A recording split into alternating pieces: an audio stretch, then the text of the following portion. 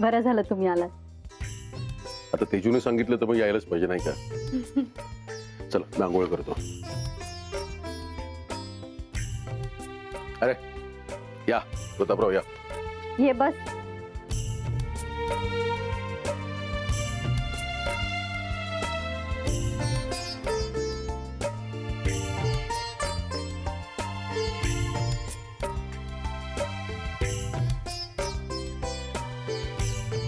आणि मी भरपूर उठणं लावणार आहे. अजिबात काही बोलायचं नाही.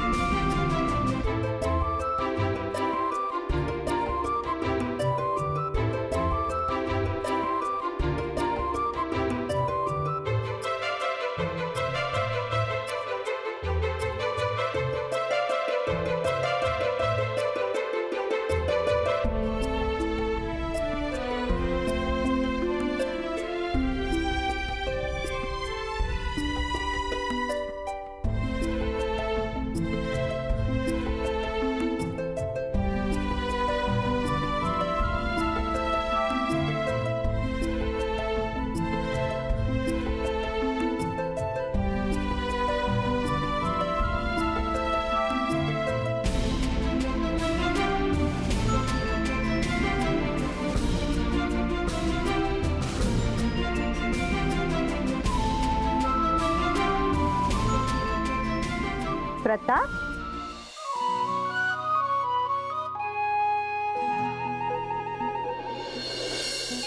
अरे काय नाही काय नाही. तू लाजतोयस? नाही ग, मी कुठे लाजतोय. वा, लाजायचं आणि वर म्हणायचं नाही म्हणून. कळतंय मला काय होतंय तुला ते. हे माझं तुला उठणं लावायचं शेवटचं वर्ष. का? का म्हणजे काय, पुढल्या वर्षी तुझी बायकोच लावेल तुला उठणं. मग लाज हवा तेवढा. तुझं काय खरं नाही. चला अंघोळ करून घ्या.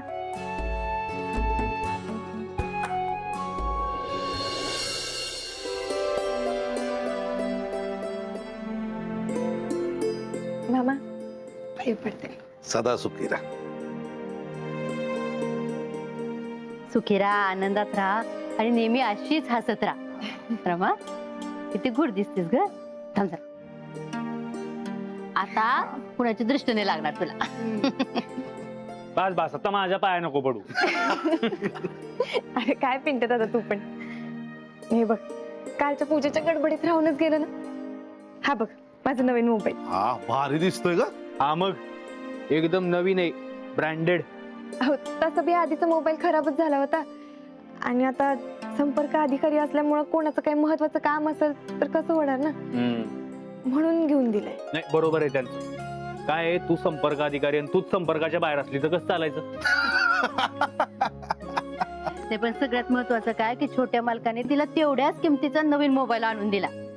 छोटे मालक खरंच देव माणूस आहेत. हा, खरं सांगायचं ना तर आपल्याला मालक म्हणून सगळे देव माणसंच भेटलेली आहे. कुठलं तरी गेल्या जन्मीचं पुण्य दिसतंय आपल्याला काय आपल्या घरातल्या असल्यासारखंच वागवतात. आजकाल कुठं माणसं भेटत असे. सरला तू अगदी बरोबर बोललीस बघ. पण अशा देव माणसाचं मन दुखावलं जाणार नाही, त्याची काळजी पण आपणच घ्यायची असते. अगदी बरोबर. घ्या, तुमची मोबाईल वरची ड्युटी सुरू झाली. चला. चल.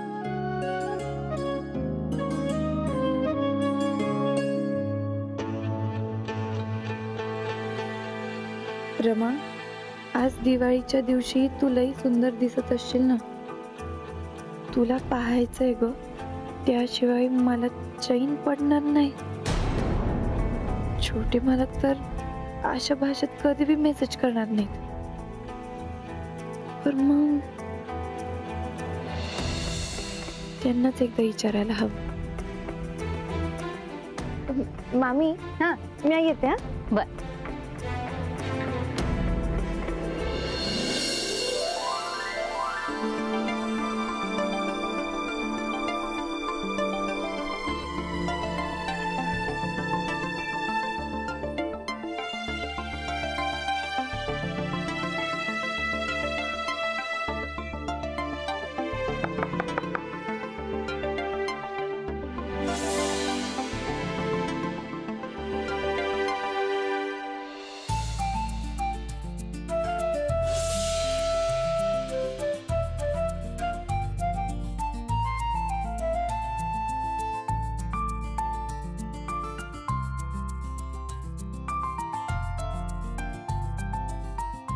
छान दिसतंय. हे बरं नाही केलं तुम्ही. काय? जे मला म्हणायचं होतं ते माझ्या आधीच तुम्ही म्हणालात. पण खरंच तुम्ही खूपच छान दिसताय. पण रमा, मला एक गोष्ट आजवर नाही समजली. कुठली गोष्ट?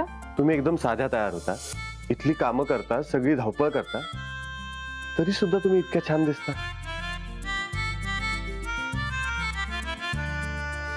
छोटे मला बस झालं माझं कौतुक. संमे फराळासाठी वाट बघतायत, या लवकर. आणि हो, तुम्ही नवीन नंबर घेतला सांगितलं नाहीत मला. नवीन नंबर? हा. नाही, माझा जुनाच नंबर आहे. अहो मग हा मेसेज कोणी पाठवलाय? रमा, हा माझा नवीन नंबर आहे. आता तुमचे सगळे मेसेज या नंबरवर करा. हा माझा नंबर नाही. मग हा मेसेज कोणी पाठवला असेल? रमा, काहीतरी गडबड आहे. हा नंबर कोणाचा आहे ते आपल्याला शोधून काढलंच पाहिजे. अहो शोधायचं काय त्यात? मी फोन लावून विचार. एक मिनिट, तसं नका करू. हा फोन माझ्याकडेच राहू दे. अहो पण हा फोन तुमच्याकडे ठेवून तुम्ही काय करणार आहात? हा नंबर कोणाचा ते शोधून काढणार, त्याला मेसेज करणार आणि त्याला बोलतं करणार.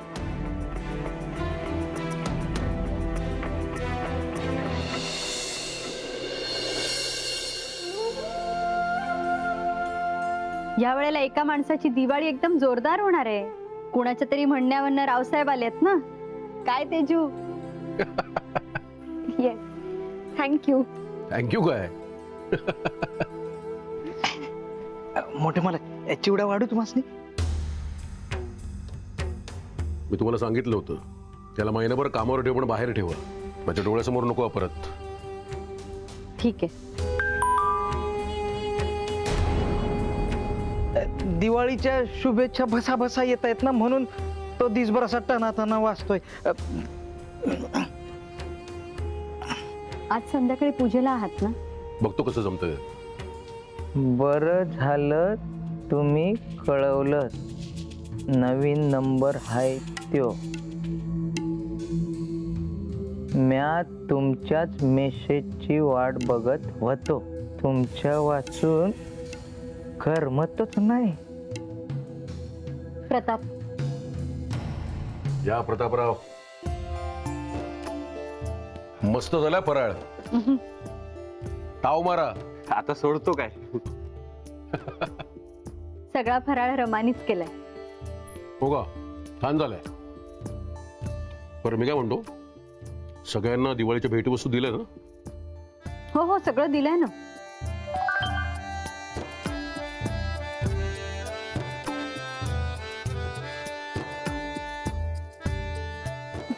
बाईसाहेब, मी आज ज्यूस घेऊन येते. ठीक आहे.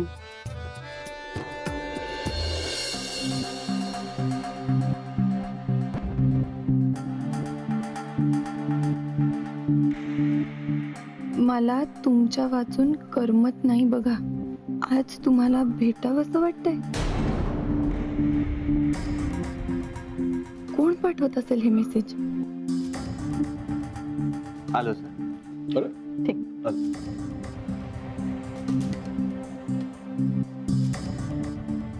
छोटे मालक हे बघा. अच्छा, म्हणजे खेळ सुरू झाला म्हणायचा. हम्म. तुम्ही एक काम करा, त्याच्याशी अशाच प्रेमाच्या गप्पा मारा, त्याला असेच प्रेमाचे मेसेज पाठवा. काहीतरी काय सांगताय? अहो, त्याशिवाय आपल्याला कसं कळणार की मेसेज कोण पाठवतंय? तुमच्या मेसेजवरून त्याला असं वाटलं पाहिजे की तुम्हाला सगळं खरं वाटतंय आणि तुम्ही त्याच्या मेसेजला भुलला. पाठवा पाठवा. पर छोटे मालक कोण पाठवत असेल हो मेसेज?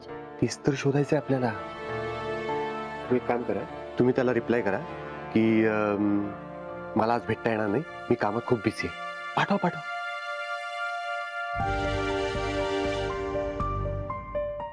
छोटे मालक लई चित्र वाटते बघा. रमा, समोरच्या व्यक्तीला विश्वासात घेण्यासाठी आपल्याला हे करावं लागणार आहे. पाठवा.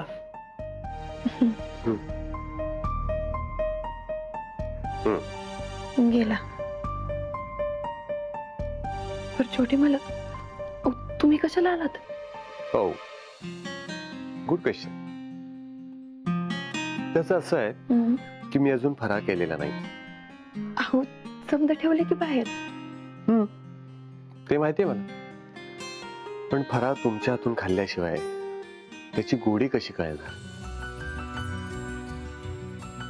छोटे मालक हे बघा, कोणी बी कधी बी आतील, तुम्ही उगा हट्टीपणा करू नका. हट्टीपणा? हा हट्टीपणा आहे? मी फक्त म्हणतोय तुमच्या हातून मला एक लाडू भरवा, की चिवडा, चकली, करंजा, शंकरपाळी सगळे एक एक करून भरवा, असं नाही म्हटले मी. छोटे मालक हो, रावसाहेब बी आलेत बरं, आणि तुम्ही काय? हे बघा रमा, तुम्ही असं नाही केलं ना तर दिवाळी आहे असं मला अजिबात वाटणार नाही, आणि तोपर्यंत मी कुठलाच पदार्थ खाणार नाही. अहो आता बघा, तुम्ही ठरवा.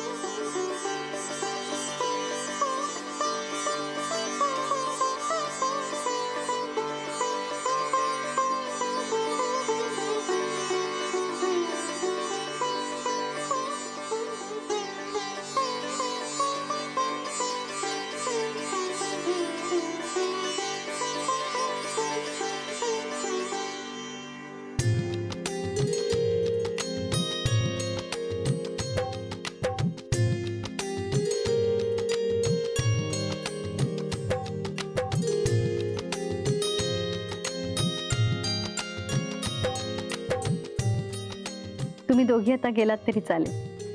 चालेल. आणि हॅपी दिवाळी. तुम्हा समद्यांना बी दिवाळीच्या लई शुभेच्छा.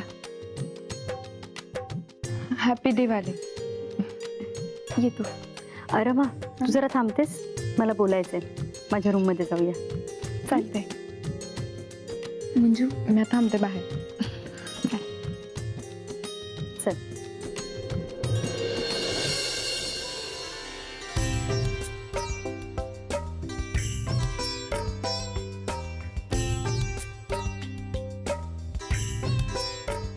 हे कसं आहे?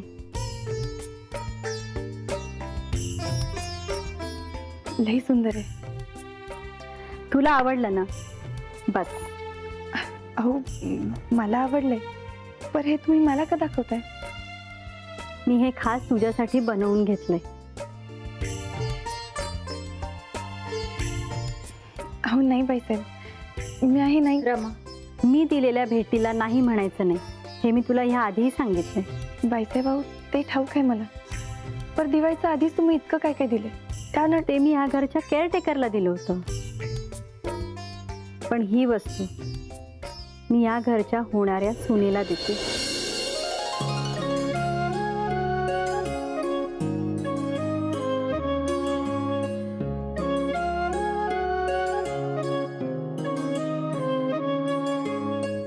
हो बाईसाहेब, खरंच जे दिलं ना त्यात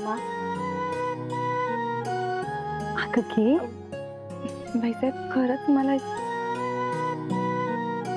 तुम्ही हे असं काही दिलं ना की एकदम जबाबदारी वाढल्यासारखं वाटतं.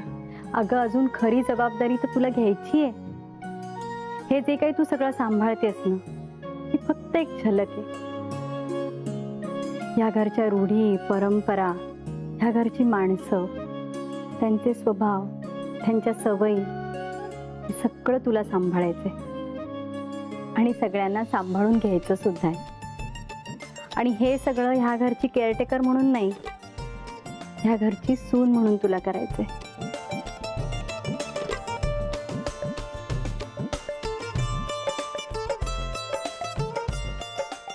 सुखी राहा.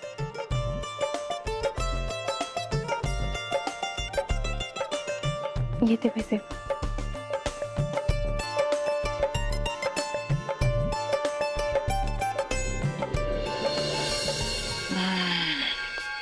काय झालं या जगाला देवा तुलाच ठाव रे बाबा. भेट वस्तू घेऊन घेऊन लोकांचे हात कसे थकत नाहीत तुलाच ठाव.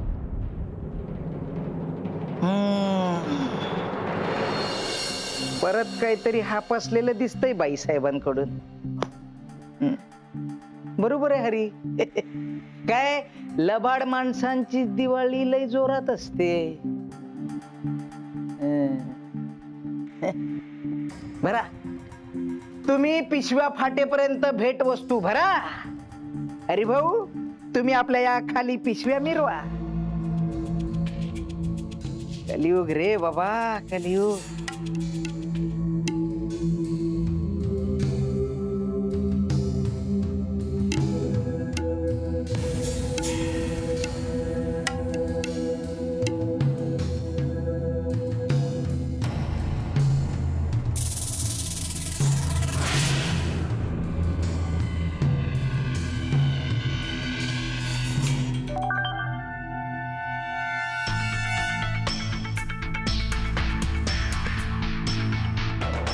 या नवीन नंबरवरून येणारा मेसेज आणि हे नवीन सिम कार्ड, या मग हरिदादांचा तर हात नसेल ना?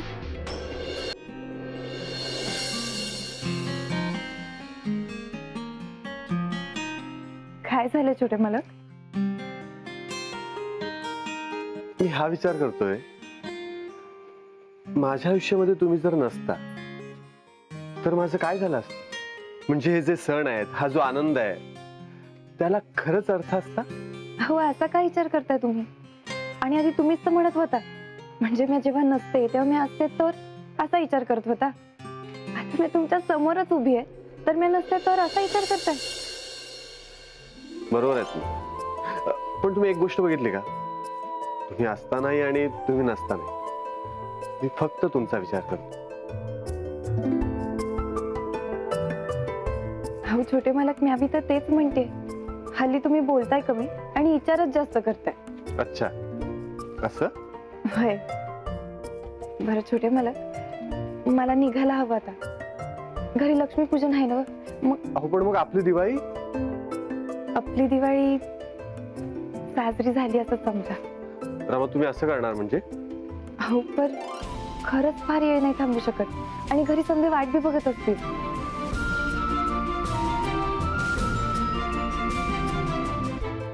छोटे मालक,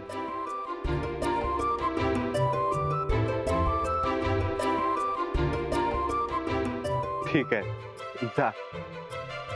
चालते, येते.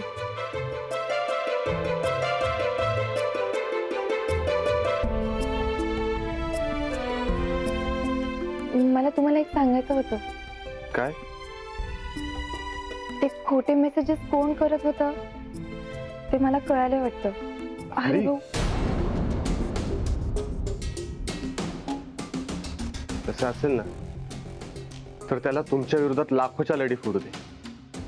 आपण असा एकच बॉम्ब फोडू ना की इथून त्याच्या कित्येक दिवा कांठा बसत राहायला पाहिजे. त्याचा खरा चेहरा सगळ्यांसमोर आलाच पाहिजे.